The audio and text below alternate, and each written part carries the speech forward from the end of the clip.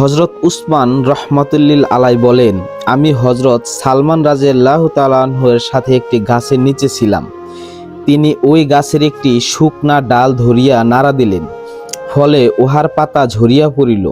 তিনি আমাকে বলিলেন, হে আবু উসমান, তুমি আমাকে জিজ্ঞাসা করিলে না, কেন আমি এইরূপ করিলাম?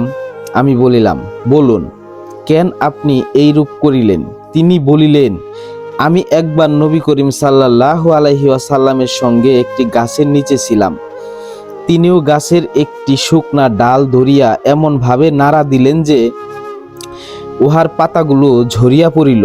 তারপর তিনি আমাকে বলিলেন, হে সালমান, তুমি জিজ্ঞাসা করিতেছ না কেন আমি এইরূপ করিলাম?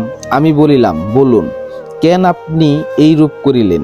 তিনি এরশাদ করিলেন, যখন কোনো মুসলমান ভালোভাবে ওযু করিয়া 5 ওয়াক্ত নামাজ আদায় করে, তখন তাহার গুনাহসমূহ এমনভাবে ঝরিয়া পড়ে যেমন এই সকল পাতা ঝরিয়া যায়।